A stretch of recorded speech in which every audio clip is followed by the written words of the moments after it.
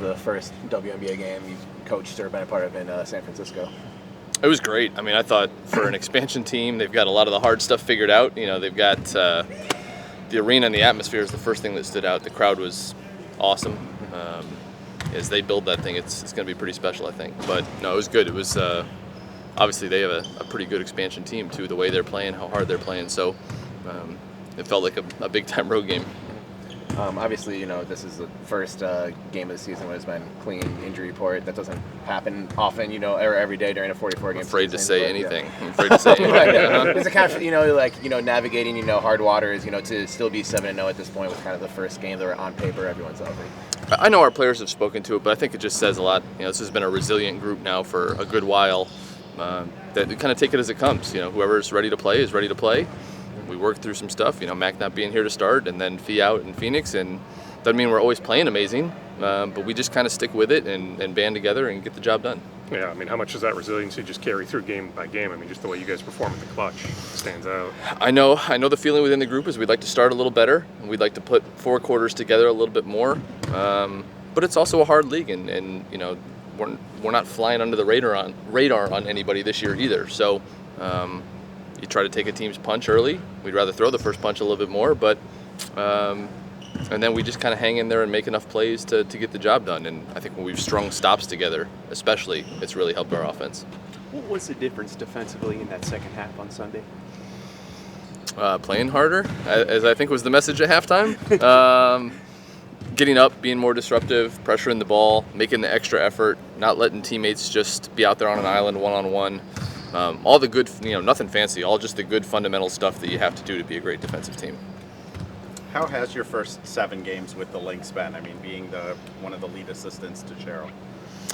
It's good. I mean, I think even as a coaching staff, you got to get your rhythm too of in-game, kind of how we bounce things off each other. And a lot of my stuff in-game is actually with BB and Way at timeouts, maybe while Cheryl's in the huddle talking about matchups and rotations, stuff like that. So that's a fun challenge, to be honest with you. Like, that's the part that's really, you know, enjoyable in-game. And honestly, it's my first time in the Western Conference, so a couple of West Coast trips early has been a little different too, just a different menu of teams early in the season, so that feels like a change. And positioning on the bench, I have noticed, 1, very nice suits.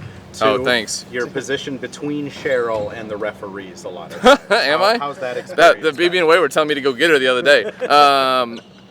No, it's good. I mean, it's I think I'm focused on as being an assistant again myself, not being on the referees too much, so I'm going to stick to that game plan. No, Cheryl's pretty good. She actually doesn't, well, fingers crossed, doesn't get that many technicals generally. Like, she knows how to handle herself, so she doesn't need me to buff her too much. No, it's good. It's a good dynamic. We have people behind the bench that chip in a lot also with scouting report stuff and data stuff like that, so I think we've got a good group top to bottom, staff and team. And Carly kind of coming with you to the Lynx. How have you noticed kind of her game changing from last year to this year?